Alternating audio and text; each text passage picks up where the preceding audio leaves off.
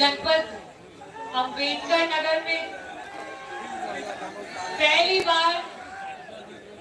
बार जनपद में आने का अवसर मिला। उपचुनाव में आई हूँ, शोभावती वर्मा जी के लिए अपील करने के लिए आपके बीच में आई हूँ। सांसद जी नीचे बैठे हैं, पिता तुल्य है मेरे। जैसे ही उपचुनाव की बात चलने लगी, टिकट की बात हुई, उनका तुरंत फोन आया कि बेटा तुम्हें आना है, अपने परिवार अपने विधानसभा में मिलने आना है और हमारे लोगों से बातचीत करनी है। मंच पे उपस्थित मेरी छोटी बहन सांसद इकरा हसन जी, महिला सशक्तिकरण का रूप हमारे मंच पे सभी उपस्थित महिलाएं, हमारे पार्टी से सम्मानित सभी सीनियर लीडर्स, हमारे मजबूत दमदार और शानदार कार्यकर्ता समाजवादी पार्टी के, हमारे युवा, हमारी महिलाएं जो महिला सशक्तिकरण का रूप है, आप सभी को मैं सशक्त नमन करती हूँ, मैं नमस्कार करती हूँ, मैं प्रणाम करती हूँ। आज ये अंबेडकर जनपद की ये भीड़, ये सैलाब और ये जोश बयां कर रहे हैं कि कामयाबी बड़ी नहीं होती है, उसे पाने वाले बड़े होते हैं। दरारें बड़ी नहीं होती हैं, उसे भरने वाले बड़े होते हैं। और जब हम इतिहास के पन्ने पलट करके देखते हैं तो ये बात समझ में आती है कि जीतने वाले बड़े नहीं होते हैं, ये जिताने वाले बड़े होते हैं, ये जिताने वाले बड़े होते हैं। भाजपा की सरकार आज अपने आप को डबल इंजन की सरकार मान के चल रही है, लेकिन उसके दोनों इंजन बार बार टकरा रहे हैं। टकरा रहे हैं कि नहीं टकरा रहे हैं?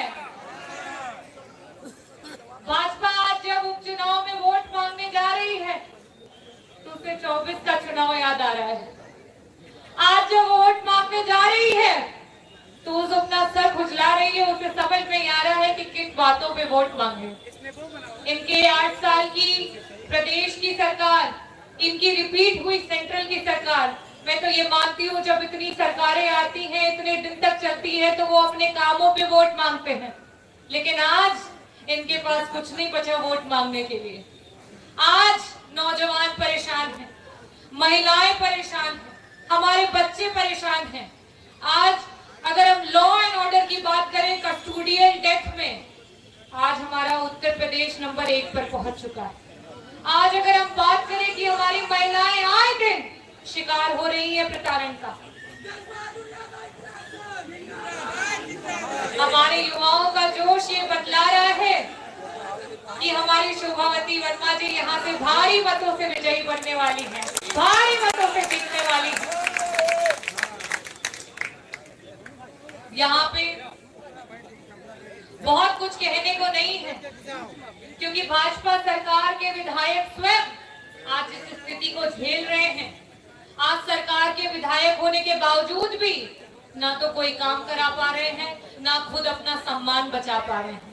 इन स्थितियों में मुझे तो लग रहा है कि जैसे जैसे चुनाव बीच में पास आता जा रहा है, वो खुद ये कह रहे हैं कि भाई तुम कम से कम हमें नहीं, विपक्ष का ही विधायक बना दो, सदन में तुम्हारी आवाज तो उठाएगा, इस बहरी और गूंगी सरकार को कम से कम आईना तो दिखाएगा। तो आज यहाँ पे जो ये हमारा जनसैलाब है, वो ये दर्शाता है कि ये चुनाव हमें अपने आत्मसम्मान के लिए लड़ना है, अपने युवाओं के लिए लड़ना है, 69,000 में हो रहे घोटाले के लिए लड़ना है, हमारे देश को जात पात और धर्म की राजनीति से जो बांट रहे हैं उनके खिलाफ लड़ना है। हमारे बीच में यहाँ बुनकर समाज के लोग आते हैं। बुनकरों का इस सरकार ने जो बुरा हाल किया है, जो बदहाल किया है, उससे हम सब वाकिफ हैं। आज अगर आप शोभावती वर्मा जी को यहाँ से विजयी बना करके भेजते हैं तो सदन में जाकर के ये आपके जिले का, आपके विधानसभा का एक एक वाक्य, आपकी जितनी दिक्कतें और परेशानियां हैं वहां पे जाकर के रखेंगी। और जिस तरीके से आदरणीय लालजी वर्मा जी वहां पे खड़े होकर के मुख्यमंत्री और मंत्रियों से आपके हक की बातें करते थे, उसी तरीके से ये आपके लिए वहां पे सदन में लड़ाई लड़ेंगी और आपके हक दिलाने का काम करेंगी। लोग कहते